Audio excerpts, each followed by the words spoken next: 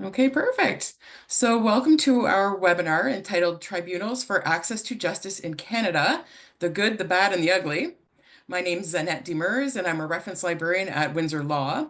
And on behalf of the Call ACBD Professional Development Committee, please help us to welcome Professor Noel Semple. Noel Semple serves as Associate Professor at the University of Windsor Faculty of Law. He studies access to justice. His work asks how the law and legal institutions work in real life.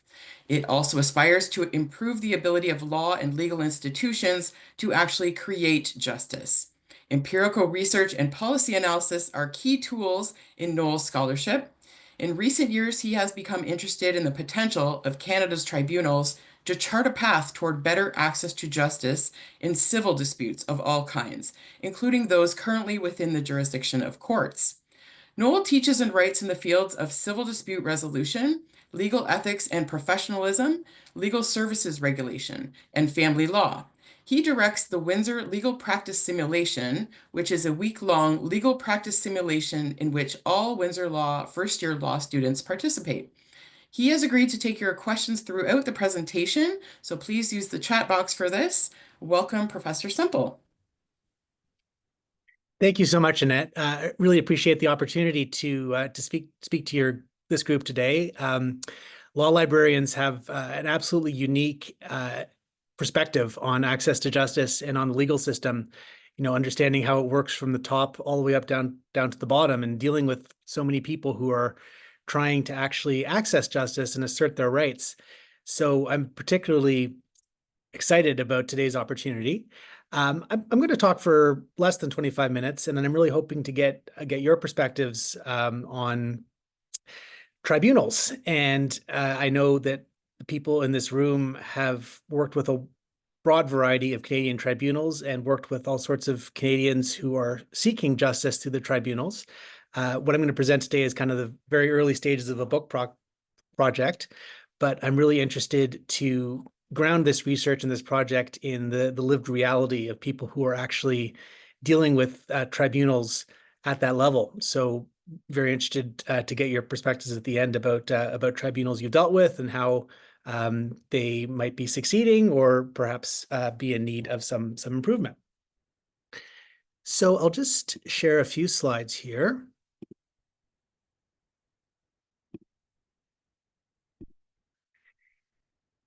So tribunals, just to start with kind of the definition of terms. So the project is all about tribunals and access to justice. I'll start by just very quickly defining what I mean by tribunals. So by this term, I'm referring to public sector entities which are tasked with resolving legal disputes, but are not defined as courts. So that's a little bit semicircular, but it's the definition we have in Canadian law today. And of course, we have really, there's over 300 tribunals in Canada, probably over 100 in Ontario alone. And the largest, highest volume tribunals that people are probably familiar with would include residential tenancy tribunals. And then we have benefits tribunals dealing with entitlement to government benefits, as well as entitlement to insurance benefits. And then there's the human rights tribunals, which are another big category, and employment-related tribunals. But honestly, the gamut of tribunals in Canada is everything from alcohol down all the way to zoos, A to Z. And that's one of the things that makes this kind of an exciting area to try to get a handle on, is the incredible diversity that's out there. But my effort is to kind of survey this sector as a whole and kind of conceptualize what access to justice means for the tribunal sector as a whole in Canada. Okay, so somewhat more complex definition would be of access to justice, which of course is a term which is very often used and often with different meanings. So I'm just going to talk through what access to justice means to me, at least when we're doing this type of research and thinking about procedure and justice institutions. So it starts with a conceptualization of what justice is. And justice, I'm going to suggest, has three elements as a goal or a normative ideal for our system. The first is substantive justice, which means that we get the right answers. So when people come before a tribunal or a court with a dispute, Substantive justice is done if the decision maker identifies the law, finds the true facts, applies the law to the facts, and then makes an order which is enforced to kind of bring reality in line with what the law demands. Substantive justice is also a goal for settlements. If we have people who are negotiating resolutions out of court, we are doing better as a system if those resolutions uphold the substantive legal rights of the parties who are involved. The second piece of justice is procedural justice. So the idea here is that no matter whether or not we get the right answer and make the legally correct order, procedural justice has some requirements in terms of how the parties, the disputants, are dealt with. So hear both sides, audi alteram partem, that's a foundational idea in our tradition of procedural justice. And then nemo iudex in causa sua, no one should be a judge in their own cause. That's the whole idea of impartiality, and that the people who make decisions should be free of any reasonable apprehension of bias. And then procedural justice has also been expanded in more recent decades to include the idea that disputants need to be treated with respect and by the system. And that's kind of been brought into the notion of procedural justice as well. So this isn't about the outcome. This is about how we're treating people. And then the third element of justice is public justice. So in Canada, we aspire to have a system which not only accords justice to the parties who come before a court or tribunal, but also creates justice in a broader public sense. So we have the open court principle, because the notion is that justice is not to be done in secret. It should be done in public view. Public justice is also about whether or not we are creating opportunities for the law to move forward. And the fact that our reasons for decision are written and publicized, and we have an appeal system that lets higher courts and appeal courts change the law as necessary, is about the interest, not so much of the parties, but about the interest of everyone, of all Canadians, and having a justice system that creates opportunities for the law to move forward and change to reflect changing social needs. Okay, so I put these in kind of this yellow glowing halo type font to suggest that this is sort of an ideal, right? If we could design a perfect justice system, then it would deliver all these things. But that leaves us the question of access. What is the access half of the access to justice concept? Well, to conceptualize access, I think we have to put ourselves in the shoes of justice seekers. So these would be individuals, but also governments and corporations who are trying to access that justice. They're trying to realize and obtain the benefits that the law promises to them. And in order to do that, they need to walk down these, what we call paths to justice. So a path to justice can be making a claim before a tribunal or court in the traditional way. It can also be initiating a mediation or a negotiation process by which rights are asserted without needing any recourse to a formal system. But access is all about how arduous are the paths? What's necessary? What type of costs are imposed on people who are seeking to actually obtain the things that the law promises to them? And in order to have access, we need our paths to justice to be affordable, timely, and easy. So the literature talks about affordability, in terms of monetary costs. How much do you have to pay a lawyer? How much do you have to pay in court filing fees? How much do you have to pay in experts in order to make your claim and get the things that justice promises you? And then we have temporal costs. How many hours from your weeks will it take you while you're making your claim? How many years of your life will it take to get to the point where you realize justice? And then we have these psychological costs, which is about the level of stress and hardship, which is involved, and confusion, which is involved in making legal claims. So we're looking for paths to justice to be affordable, timely, and easy. And of course, how affordable, how much it costs and whether that's affordable or not depends on who's making the claim and what they're seeking. So the Canadian justice system, for certain types of disputes, succeeds in creating access to justice. For many others, it falls grievously short. And this is not news to any of you, especially for self-represented litigants, for people who are subject to racism or other forms of exclusion. Justice-seeking and disadvantaged people struggle mightily to access justice in Canada for many types of disputes, and that's something that's been recognized from the Supreme Court of Canada all the way down. Okay, so with that background, let's turn to tribunals and look at the good, the bad, and the ugly of tribunals as a mechanism for creating access to justice in Canada. So to start with the good, I'm just going to turn this slides off for a second, and just ask people to do a little thought experiment. So imagine you've decided that the federal government owes you money. The law, legally, the federal government is required to pay you money, and it's not doing that. And so you sue the federal government, and you can't afford a lawyer. You don't have a lawyer, but after you sue, someone is assigned to help you and kind of hold your hand and help you through the process. And within 4 months, your lawsuit against the federal government comes before a truly neutral adjudicator who is an expert in the area of law that you're relying upon. And then within 5 months, that entity issues an enforceable decision which adjudicates on the merits of your claim and creates an enforceable order. So this is like a dream scenario. And if you talk to any civil litigator who works in our courts, they will say this is an utter fantasy, and they'll ask you what ingestible substances you've consumed recently. Because the notion of a system which is friendly to self-reps and works within 4 or 5 months and produces substantively just resolutions just seems impossible if you look at our court system. But this actually does happen. It's actually reality. And it's what happens at the Social Security Tribunal of Canada, which is considered sort of one of the best-in-class leading tribunals in Canada at the moment. They actually do deliver this type of justice with that type of timeline and with that level of very modest monetary, temporal, and psychological costs for the people who use it.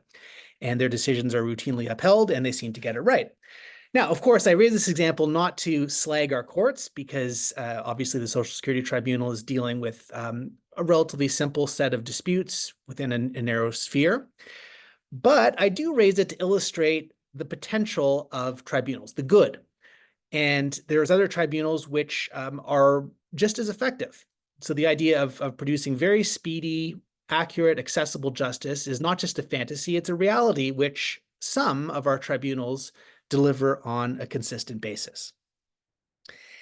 So what are the inherent structural advantages that tribunals bring to this work compared to courts? So what is the tribunal advantage if we're comparing them to trial courts as a way to assert these legal rights? Well, I think there's basically 4 things that kind of create the tribunal's special sauce. The first of them is specialism. Each tribunal is responsible only for a relatively narrow set of legal rights, 1 or 2 statutes, whereas trial courts are typically generalist. And even if it's a specialist trial court like a family court, the judges who rotate in and out of it are generalist judges, whereas tribunal adjudicators have the chance to develop a lot of expertise about a relatively narrow set of disputes over time. Second ingredient in the tribunal special sauce is teamwork, by comparison to the solitary mode of trial courts. So a trial judge is a very solitary, heroic figure, right? No one can tell a trial judge what to do, not the Chief Justice or anyone else. And the idea is they have to be very rigorously independent when they're making their decisions. Whereas tribunals have, any given tribunal has a collective responsibility to do justice in the cases that come before it. So there's much more scope for collaboration between different adjudicators. The use of panels for first instance disputes is very common in tribunals, never seen in trial courts.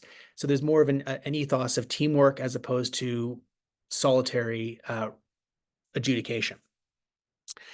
Third bit here is accountability. So there are ways to make a tribunal accountable in a healthy way to the legislature. And there are ways to make individual tribunal adjudicators accountable in a healthy way to the chair or to the collectivity of the tribunal.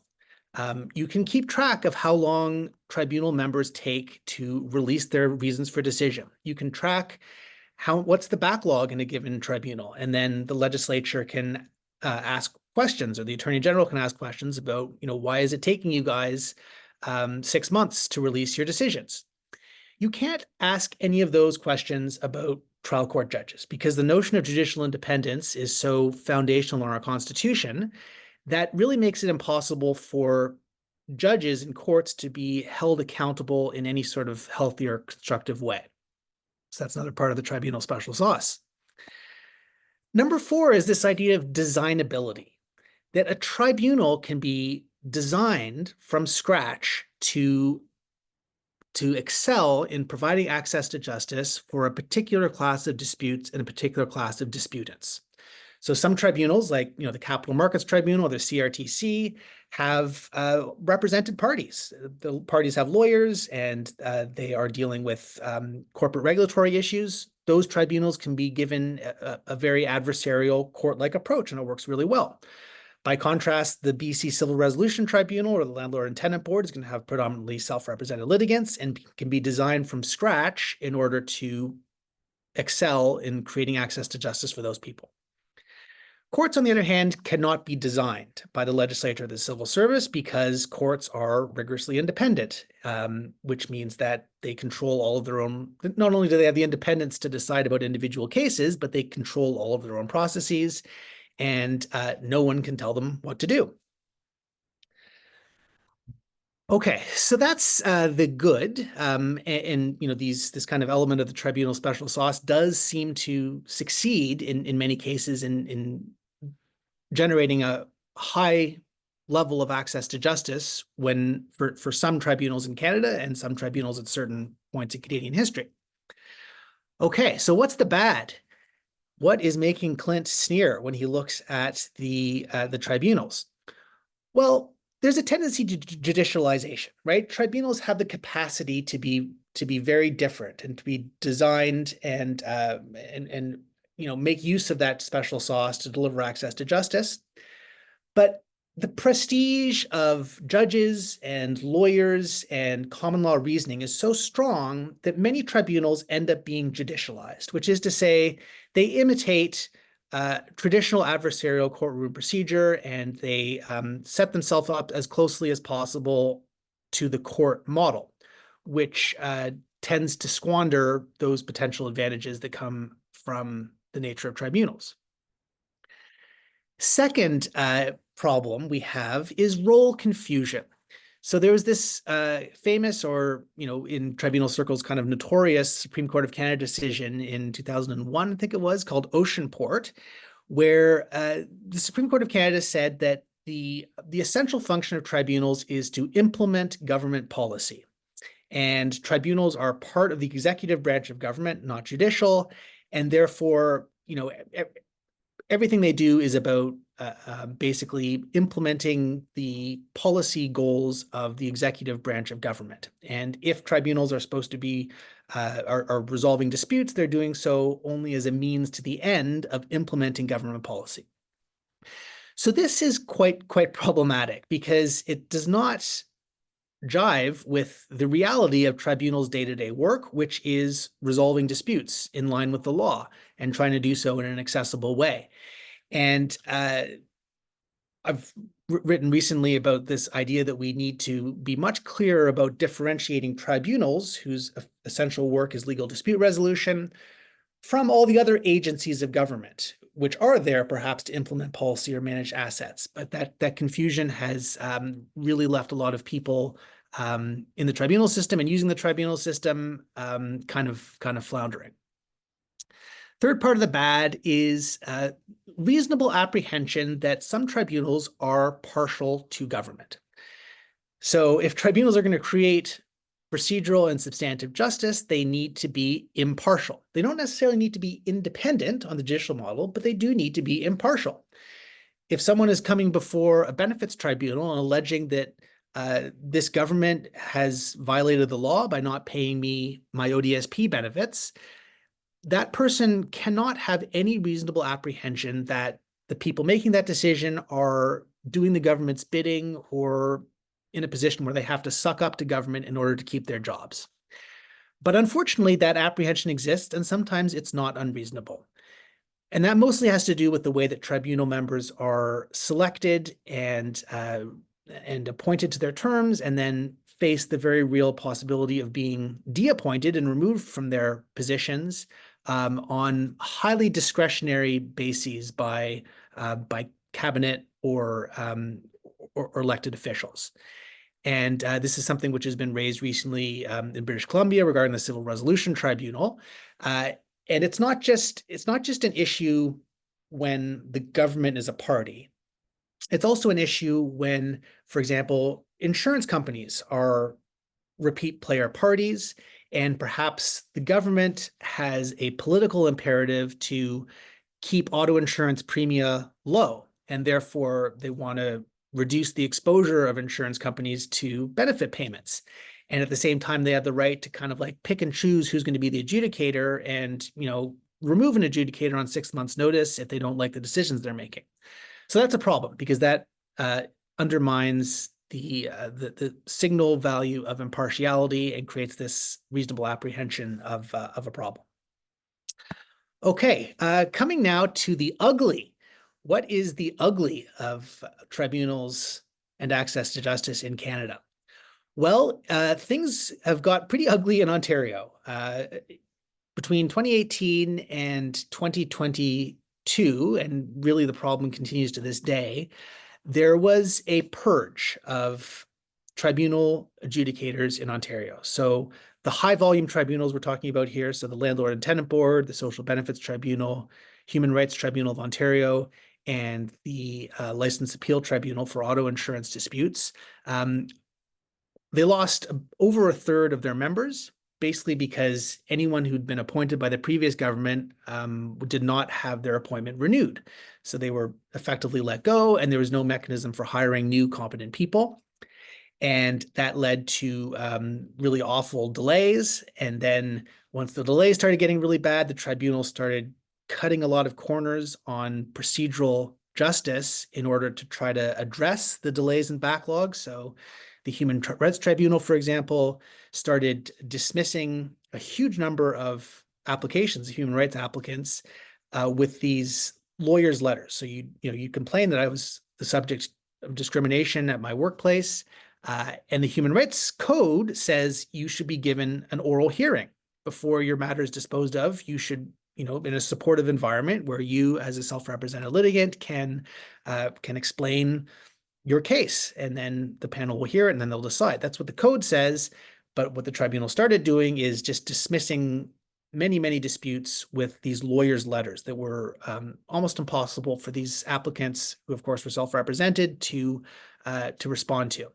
So first there was the purge of members, and then there was a really extreme delays. Of course, at the Landlord and Tenant Board, it's well known it could take 8 or 9 months to get the first hearing for a dispute about unpaid rent or in improper living conditions. And then the backlog led to a lot of corners being cut in an effort to deal with the backlog once it started to become really politically salient. Okay, so the purges are part of that. And it's part of this kind of specter of politicization. It's related to the role confusion, right? And it's that unhelpful Supreme Court of Canada precedent, which is kind of put tribunals in this limbo where they are expected to do this high volume dispute resolution work and create substantive and procedural justice and do so with a high level of accessibility, but they are still very much subject to manipulation and politicization by elected officials who, neither the legislation nor the appellate precedents have created a sufficiently stable and secure environment where tribunals can do this essential access to justice work without running that risk of being politicized and destabilized by the decisions of elected officials. So that's kind of the good, the bad, and the ugly. I'm not sure if if people like, I can talk about some possible paths forward and solutions, but I'm also very interested to uh, hear any questions or hear about anyone's experiences with tribunals. Thank you so much, Noel. There's no questions in the chat box, and I have a feeling that the question that I was going to ask, you're probably going to get to if you get to your next portion. Maybe I'll throw it out there and it'll as a segue for you, and I'll keep my eye on the chat. But so looking at the politicization piece, like what tools do we have in Canada? Like what would be a best practice for stopping the politicization of tribunals and tribunal appointments? Like, are there any legislative provisions that currently exist somewhere that we could borrow? So segue for you, still nothing in the chat here, so thank you. Okay, yeah, thanks very much, Nat. So if we're looking for a way to stabilize tribunals and insulate them from politicization, there's basically two ways to go. There's a judicial path, and then there's a legislative path. So the judicial path, and this is something that Ron Ellis wrote about extensively, would be to convince appeal courts to extend some elements of judicial independence to tribunals. So I guess just as a background, we have this doctrine of judicial independence in Canada. So it's a bedrock principle in our constitution that the judges have to have the maximum possible degree of independence from elected branches of government so that they can do their work without fear or favor, as they say. And so it's because of that judicial independence principle that the salaries of judges are set by these independent commissions. It's because of that that judges have lifetime tenure, they can't be dismissed, and all those things that people are probably familiar with. Tribunals generally have none of that, right? Or very little. The exception to that is tribunals which are responsible for making charter determinations. So if, for example, a consenting capacity board is making a decision about whether someone who's confined in a psychiatric institution should be allowed to leave or not, then the person who makes that decision does have to have a level of judicial independence. But that's the exception. For most tribunals, there is no. The courts have basically said that whatever the government decides is best is fine when it comes to the circumstances in which people are appointed, how long their tenure is, how their salaries are set, and all of that. So the judicial path to safeguarding tribunal impartiality is to somehow convince the courts that, well, what these tribunals are doing is basically the same thing as what judges do, and therefore tribunal independence or some version, or sorry, judicial independence or some version thereof should be extended to tribunals. And that's something that has been pursued through a lot of interventions and a lot of different judicial reviews. And basically, the courts have not bought it yet. And they may never do so. So that's the judicial path. I personally think that the legislative path is more promising. So the legislative path to functional tribunal law comes through statutes. So acts of parliament or provincial statutes that basically give tribunals a more stable foundation and create mechanisms for the merit-based appointment and reappointment of tribunals and insulate the tribunal appointment process from politicization. And there have been, Ontario's kind of gone furthest down that road. We have a statute called the Adjudicative Tribunals Accountability and Governance Act, and there have been a couple of private members' bills recently which have tried to do that and through legislative mechanisms give tribunals a more stable and pro-functional foundation. And I personally think that's more promising, in part because if we kind of conflate tribunals with judges, and if we say, well, tribunal adjudicators have to have judicial independence, I think we may be endangering some of what makes tribunals so promising for access to justice. in particular, that piece about accountability, right? It's judges, it's very hard to hold judges accountable in Canada. Um, and it's much easier to hold tribunal members accountable in a healthy way. And I worry that we'd be throwing out that baby along with the bathwater if we went down the path of just conflating tribunals with courts. Okay, that is very interesting and useful, I think, for the conversation. Absolutely. I have a couple of questions or comments that came into the chat. The first one, let me just get the author's name. This is from, there goes my chat. Anyways, I can't get up there. So the question is, which elected officials are the most efficient or effective to contact with concerns as a citizen? A councillor, an MPP. The data point regarding delays is plainly unacceptable, with wait times for hearings at some tribunals going from weeks to 8 months plus, and it happened within a decade. So maybe you can toss that one around, and then I'll give you the next one. Yeah, it's a great question. It's a question that a lot of people are asking, especially in Ontario, as they've seen their access to justice basically destroyed by these delays. Um, Tribunals Ontario might have kind of turned a corner finally. The backlogs are coming down a bit, but they're still definitely unacceptably long. So I guess with regard to elected officials, the sort of standard textbook response would be that the elected official you should speak to depends on where the tribunal was appointed. So we have tribunals at all three levels of government. We have federal tribunals, provincial tribunals, and municipal tribunals as well. At least in larger cities, we have municipal tribunals. And so the first step would be to determine which level of government has created the tribunal that's got the problem, and then look up who's your local representative from that level of government and talk to them. That can be very effective if enough elected officials hear something and it kind of goes up the chain. Then sometimes it does create change. It's far from guaranteed, and if you're represented by an elected official who is from an opposition party, they in particular have limited ability to influence government policy. Not none, but it's definitely worth doing. The other mechanism of redress that's been effective is the ombudsman system. So in Ontario, we had a very well publicized Ombudsman of Ontario report about the Landlord and Tenant Board, which brought a lot of attention to it.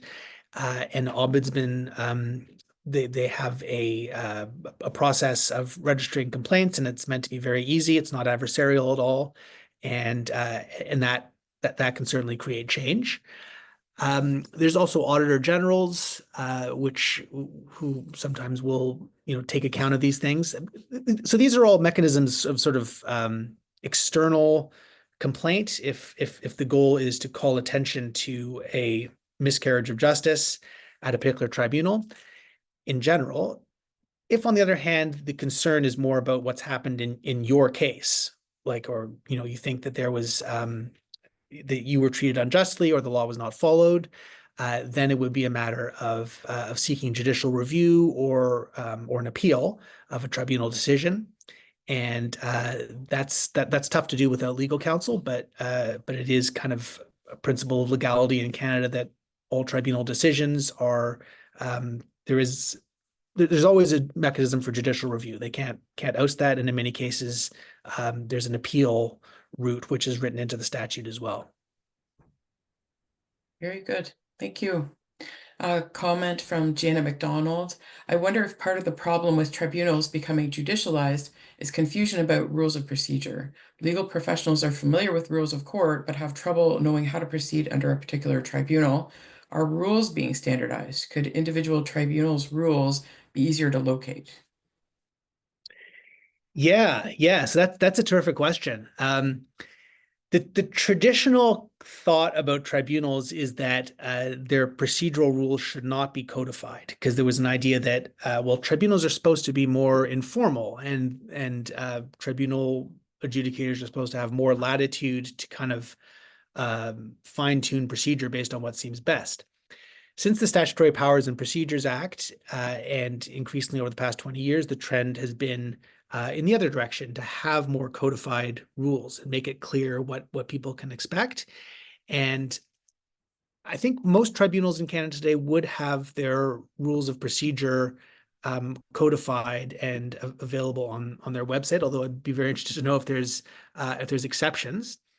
Um, and I always tell my students in civil procedure that you should never, although we have rules of civil procedure and we study them and we spend a lot of time on them, no advocate should ever operate on the assumption that the court's rules of civil procedure are applicable in the same way in a tribunal. Tribunals they can have very distinct procedural context. So, for example, parole boards have mechanisms to conduct hearings in correctional institutions. And, a landlord and tenant board needs to have a remedy for a tenant who has lost their heat in the winter, or a small landlord whose ability to pay their mortgage next month depends on, being able to collect rent. So nothing like that kind of extended procedure is possible. We've got to have something that can actually create substantive and procedural justice in 30 days. At least that's the target. When you ask about whether rules are becoming more standardized, the appeal of standardization is that it's simpler for litigants and advocates to master the rules if there's a level of standardization across different tribunals and courts. The argument against it is that that may mean having rules which are less suitable for the specific context of a specific tribunal. So I guess the takeaway is look at the website, and if that doesn't solve the problem, then then you might be within the realm of one of those more old-fashioned tribunals, but there still is a level of discretion and casualness about procedure, unfortunately. Thank you. Are you okay to take a couple more questions? Absolutely, yeah. Okay, perfect. Jenny Nolan, in relation to addressing the built-in adversarial orientation of both these systems, do you have any thoughts about introducing restorative justice principles into the tribunal process? I know this certainly doesn't help wait times, but she's curious about that. Yeah, so in tribunals which work in a quasi-criminal environment, there is potential for restorative justice in the sense of a process which is meant to repair relationships and create forms of accountability that don't depend on adversarialism. So, for example, sentencing circles or people meeting in those environments to have open conversations and aiming for a repairing of community relationships more than a finding of fault. So there's some of that in disciplinary tribunals. So there's a whole class of tribunals which discipline professionals. So if a dentist or a doctor or a lawyer has gone off the rails or done something which a client complains about, this is a class of tribunals that deals with those disputes. And I know Lauren Sawson, who's now on the Court of Appeal, wrote a great piece about this. He was a tribunal adjudicator in the health professions tribunal, dealing with complaints about medical professionals. And he said that the tribunal process there was very much based on the fact that this appearing before a tribunal like that was the first opportunity where a patient, a disappointed patient, and their relatives, like in the wake of a medical mishap or a procedure gone wrong, that was the first opportunity they might have had to speak to the physician face to face, and to have an environment where there could be expressions of regret. And at the same time, it was the same opportunity. It was the first opportunity for the physician to explain what happened from their point of view. And that conversation, which might happen through a mediation or even in a hearing, obviously we're trying to find the facts, identify the law, apply the facts to the law to do justice, but it's also has some restorative elements in it. And if the process of going through that kind of lets people understand what happened and moved on with their life, then that's very much a worthy goal. And I would say that the leading tribunals in Canada are very much attuned to that that dynamic of what's happening and are working to maximize that. Sometimes it doesn't make sense, right? Like if you've got someone who's you know, they're suing their insurance company effectively because they haven't got benefits, or you've got a tenant who's being evicted. Restoring the relationship doesn't really make sense. So it's very much a contextual thing, but in certain contexts, it's extremely important. Very good. Thank you. I have another one from Marcelo Rodriguez. Do tribunals in the territories exhibit different problems as compared to those in the provinces? I wonder if the government structure or unique features of territories present different problems as those outlined in your presentation, especially when it comes to access to justice. And great presentation, by the way. Oh, wow. I am stumped. I have not yet studied the territories and the tribunals. I mean, it's logical what you say because, of course, a territory is very different from a province, in the sense that it's the statute originates from Parliament, and but maybe other people here know better than I do about that. Yeah, we'll let that. Oh, there, Marcelo, you can say a couple words if you want. Actually, I'm just going to put a plug on my book, Noel. So I'm writing a book with a few people here in this call on territories. I'm from the U.S., so I'm trying to compare territories in the U.S. with Canada. I can send you an email. Let's write something together. I'd love to know a little bit more too. Yeah. Yeah, I'd love to. Perfect, thank you. So Noel, there's no more questions in the chat. Did you have some more content that you wanted to share? More content. Wow, that's a dangerous question to ask someone in my line of work.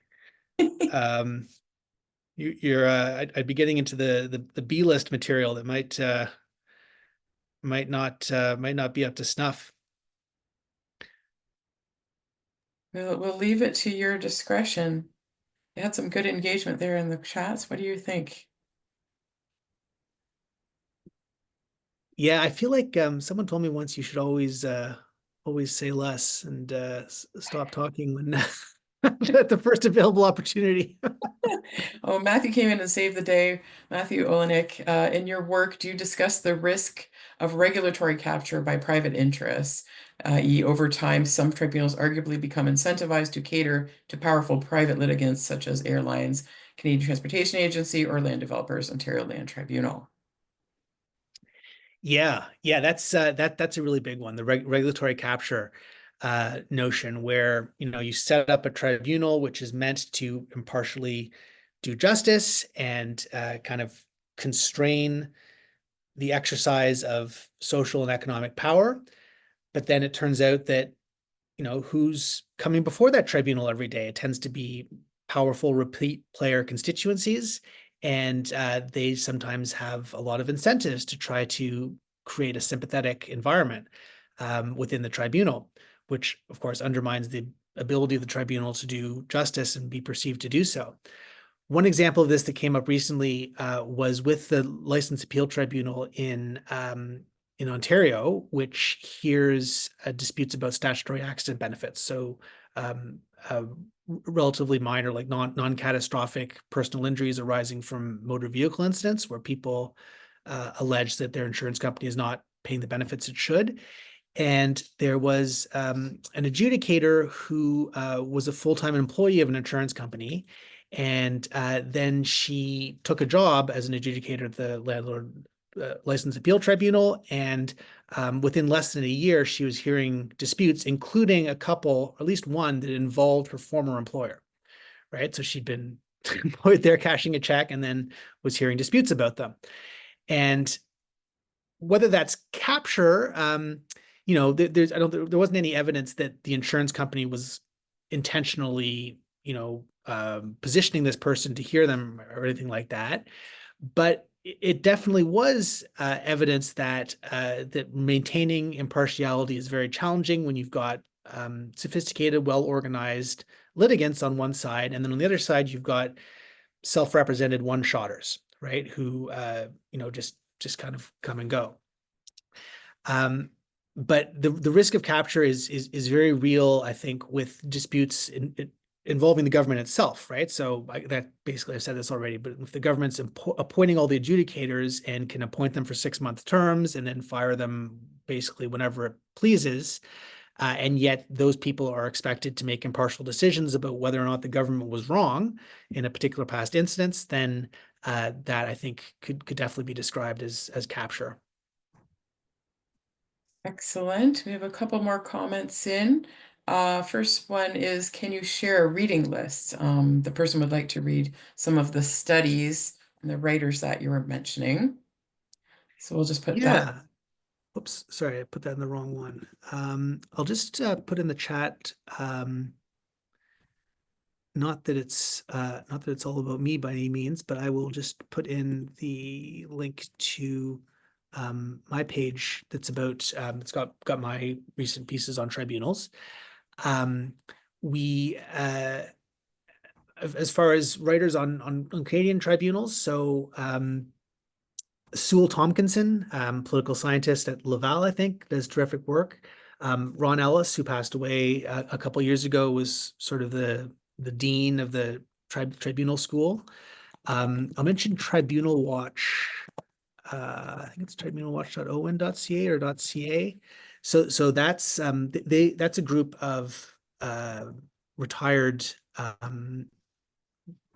mostly retired adjudicators and chairs of Ontario tribunals that formed in response to the rapid erosion and dysfunctionality that emerged after 2018, and they've really led the charge when it comes to keeping that in the public eye.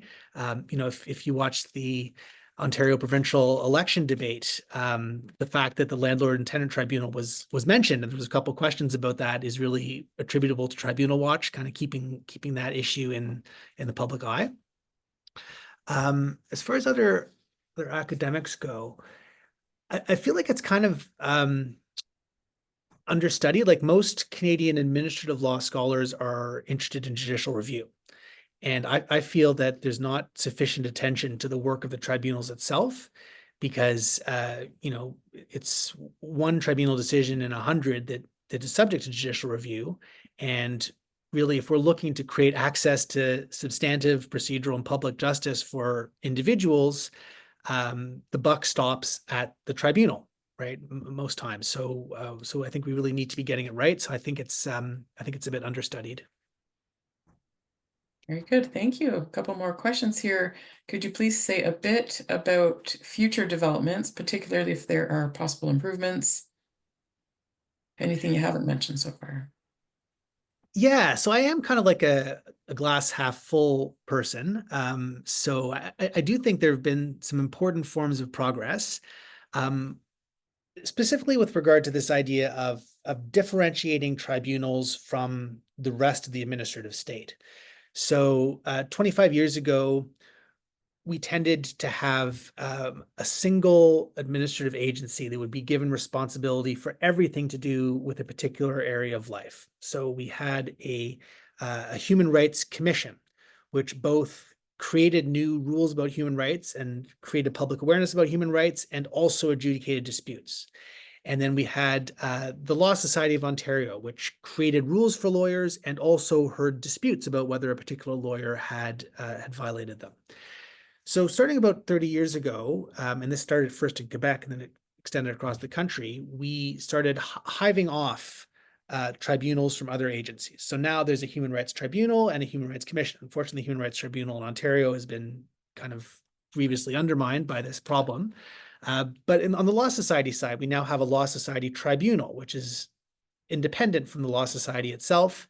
And I think that's been a step forward when it comes to creating procedural justice and a level of impartiality, because now the people who are making the rules are not the same people as the ones who are deciding whether a particular individual stepped afoul of those rules or not.